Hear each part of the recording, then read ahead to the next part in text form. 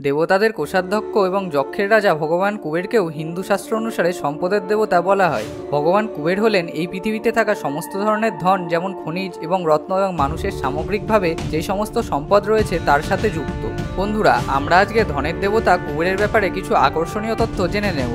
আপনাদের স্বাগত জানাই ফ্যাক্টজেনের নতুন একটি এপিসোডে।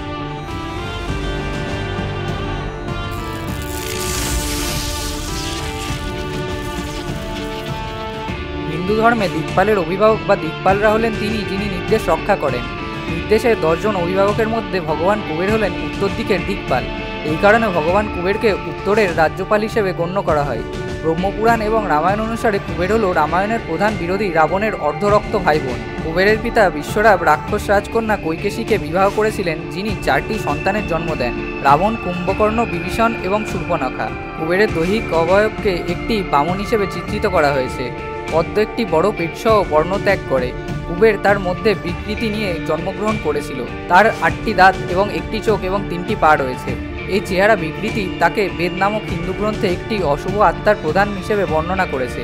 তার পেটের নিচে প্রচুর রত্ন দিয়ে সজ্জিত রয়েছে এবং পুরাণ অনুসারে তিনি একটি হাতে একটি ক্লাব এবং অস্ত্র বহন করেন এবং অন্য হাতে কিছু গহনা এবং টাকার ব্যাগ রাখেন। কুবের নামের অর্থ কুবের দুটি শব্দের সাথে যুক্ত হয়েছে। কু অর্থাৎ পৃথিবী এবং বীর বা ভের অর্থ হল বীরত্বপূর্ণ কার্যকলাপ বা বীরত্ব। পৌরাণিক ঘটনা অনুসারে ভগবান শিব এবং দেবী পার্বতীর প্রতি ঈর্ষার ফলে তার একটি চোখ হারায়। এইভাবে তিনি একাক্ষী পিঙ্গলা নামটাও লাভ করেন।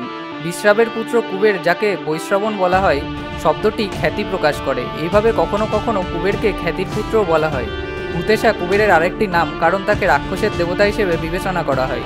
কিছু হিন্দু ধর্মগ্রন্থ যেমন মহাভারত এবং পুরাণে কুবেরের বিভিন্ন পিতামাতা পুত্রের অন্তর্গত হিসেবে বর্ণনা করা হয়েছে। মহাভারতে কুবের হলেন প্রজাপতি পুলস্ত্য এবং তার স্ত্রী ইদাবিদার পুত্র এবং ঋষি বিশ্রাবের ভাই, যদিও পুরাণে একে বিভিন্নভাবে বর্ণনা করা হয়েছে। পুরাণ অনুসারে তিনি পুলস্ত্য ঋষির নাতি এবং বিশ্বভার পুত্র। পুরাণ এবং মহাভারত অনুসারে নকুলভার এবং মণিগ্রীব হলেন যক্ষরাজা কুবেরের পুত্র ময়ূর রাজা, এবং মীনাক্ষী নামে একটি কন্যা রয়েছে, যার অর্থ হল মাছের মতো চোখ। অসুর মুরার কন্যা ভদ্র হলেন কুবেরের স্ত্রী, যিনি কুবেরের কোলে বসেন, যিনি জীবনের যাত্রার প্রতিনিধিত্ব করেন। ঈশ্বরত্বের আগে তাকে মন্দ আত্মার প্রধান হিসেবে চিত্রিত করা হয়েছে। পুরাণ এবং রামায়ণ ও মহাভারতে কুবেরের দেবত্ব প্রকাশ রয়েছে। এই সময়ে তিনি সম্পদের অধিপতি এবং দিকপাল এবং লোকপাল হিসেবে প্রকাশিত হতে শুরু করেছিলেন।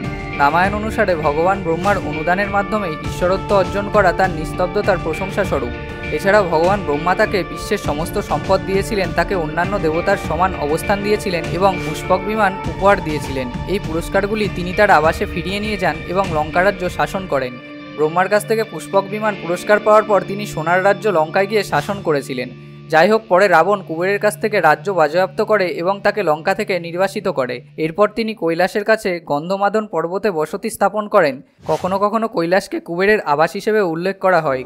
কুবেরের একটি দুর্দান্ত সভাগৃহ রয়েছে, যা মহাভারতেও উল্লেখ করা হয়েছে। এই হলটিতে ভগবান শিব এবং দেবী পার্বতী গন্ধর্ব ও অপ্সরাদের দ্বারা সৃষ্ট বিনোদন এবং মজা উপভোগ করতেন। কুবেরের অস্তিত্ব ও বিশ্বাস সম্পর্কে অনেক চিন্তাভাবনাও রয়েছে। হিন্দুরা কুবেরকে তার নিজস্ব রীতিনীতি এবং সাংস্কৃতিক বিশ্বাসের সাথে অনুসরণ করে। হিন্দুদের বিপরীতে বৌদ্ধ এবং জৈনদেরও নিজস্ব নমুনা রয়েছে। বৌদ্ধ ধর্মে কুবের হলেন বৈশ্রাবণ বা জম্বলা। জাপানের লোকেরা তাকে বিস্মান নামেও ডাকে। এবং জৈন ধর্মে কুবের হলেন 19তম তীর্থঙ্কর মল্লিনাথের পরিচারক যক্ষ। কুবের ধন ও সমৃদ্ধির অধিপতি। তিনি সকল সম্পদের ঐশ্বরিক ধন হিসেবেও পরিচিত। তিনি বেশিরভাগ হিন্দু, বৌদ্ধ এবং জৈন ধর্মের দেশে পূজিত হন। নেপাল এবং ভারতের মতো দেশে বেশিরভাগ আলোর উৎসব এবং দীপাবলির সময় তাকে প্রভু গণেশের সাথে পূজা করা হয়। মূলত দেবী লক্ষ্মীর সাথে কুবেরকেও পূজা করা হয়, কারণ দেবী লক্ষ্মী হলেন সৌভাগ্যের দেবী এবং কুবের হলেন সম্পদের দেবতা। বন্ধুরা, এই ছিল ভগবান কুবের সম্পর্কে কিছু আকর্ষণীয় তথ্য। আপনাদের যদি ভিডিওটি ভালো লেগে থাকে তবে একটি লাইক এবং শেয়ার করে দেবেন। আর এইরকমই আরও নতুন নতুন অবাক করানো ফ্যাক্টসের গল্প শোনার জন্য আমাদের চ্যানেল ফ্যাক্টজেনটিকে সাবস্ক্রাইব করে বেল আইকনটি প্রেস করে দেবেন।